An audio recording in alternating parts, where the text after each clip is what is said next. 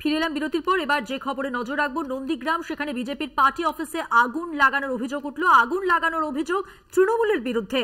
নন্দীগ্রামের সোনাচূড়া গ্রামের ঘটনা, অভিযোগ অস্বীকার তৃণমূলের। দেখতে পাচ্ছেন ঘটনাস্থলের ছবি। নন্দীগ্রাম বিজেপির পার্টি অফিসে আগুন লাগানোর অভিযোগ তৃণমূলের বিরুদ্ধে।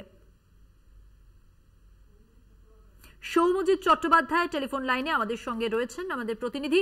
কথা বলবো তার সঙ্গে। সৌমজিৎ, আমরা যে ছবি দেখতে পাচ্ছি, একেবারে লন্ডভন্ড পরিস্থিতি, পুড়ে ছাই হয়ে গেছে বিজেপির পার্টি অফিস, অভিযোগ তৃণমূলের দিকে।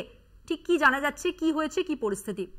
একদম মধুমন্তী, গতকাল রাত্রে নন্দীগ্রাম যে 1 নম্বর ব্লক রয়েছে সোনাচূড়া গ্রাম পঞ্চায়েতের সাউথখালী এলাকায় যে বিজেপির পার্টি অফিস ছিল, সেই বিজেপির পার্টি অফিস কিন্তু পুরো পুড়ে একদম ভস্মীভূত হয়ে গিয়েছে। এবং অভিযোগের তীর যেটা বিজেপি অভিযোগ করছে যে তৃণমূল কংগ্রেস তাদের দলীয় কার্যালয়ে আগুন লাগিয়ে দিয়েছে। অপরদিকে বিজেপির তোলা এই যে আগুন লাগিয়ে দেওয়ার অভিযোগ, এটা কিন্তু তৃণমূল অস্বীকার করছে। তৃণমূল বলছে যে বিজেপির 80 এবং 90 যে দ্বন্দ্ব, সেই দ্বন্দ্বের ফলেই বিজেপিরই এক অংশ সেই পার্টি অফিস আগুন লাগিয়ে দিয়েছে। মধুমন্তী, সৌমজিৎ, একটা বিষয় জানতে চাইবো, এই যে তৃণমূলের বিরুদ্ধে অভিযোগ উঠেছে পার্টি অফিসে আগুন লাগিয়ে দেওয়ার বিজেপির, সেক্ষেত্রে তৃণমূলের পক্ষ থেকে বা স্থানীয় তৃণমূল নেতৃত্ব কি বলছে, তাদের কি বক্তব্য?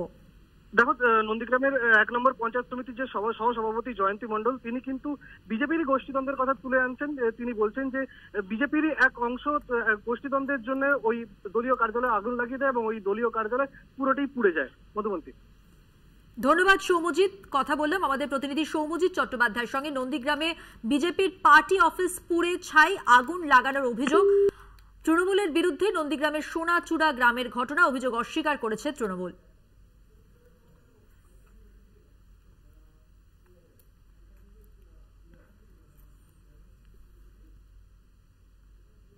নন্দীগ্রামের ছবি আপনারা দেখতে পাচ্ছেন, সোনাচূড়া গ্রামের ঘটনা, বিজেপির পার্টি অফিসের ছবি, আগুন লাগানোর ঘটনা। এবং এই যে আগুন লাগানোর ঘটনা ঘটেছে,